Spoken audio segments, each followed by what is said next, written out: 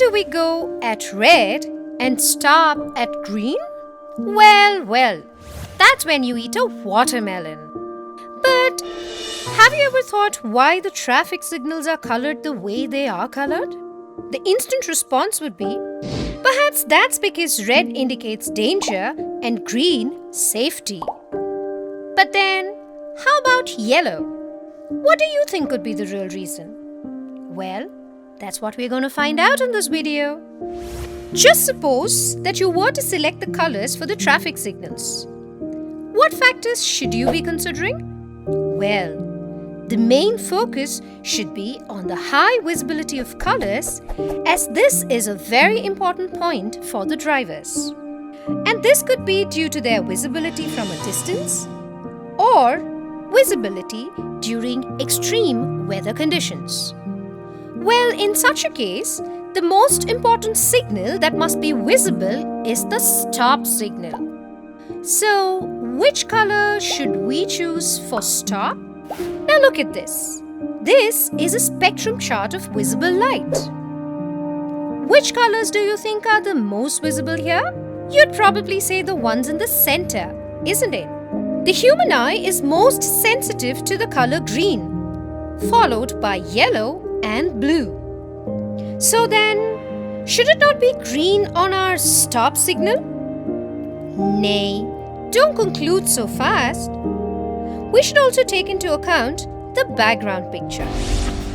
During the daytime, the colors exhibited by our surroundings are mostly green, yellow, and blue. So green won't go well with the contrast in the background. Red is the color which contrasts well with these color codes. Now there's yet another factor that comes into play here. When light travels a certain distance, it gets scattered and we see a blurred image. Out of all the colors in the spectrum, red is the one that scatters the least, and violet scatters the most. Thus, red becomes the most suitable choice for our stop signal. But then, how about the other two colors in the signal lights?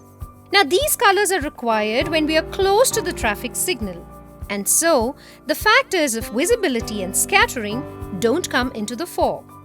So we can use any two from green, yellow, or blue for the go and the caution signals. Now, historically, green and yellow, besides red, was selected and used by the railroads during the early 20th century. Later, the same color scheme was used for the traffic signals. You might also be surprised to know that the color of the light in the center of the traffic signals is actually not yellow. Surprise, surprise, surprise! This color is called the amber, and this comes when yellow and orange are mixed together. So this explains why these colors were chosen. But then, why is it always these three colors alone? Well, did you know that there are countries which use blue for their go signal? Now, why don't you take this as your home assignment and find out the countries which use blue instead of green? Hold on there. Your answer might be based on the reason of visibility of colors, right? But then, have you thought why one color is more visible to us than another?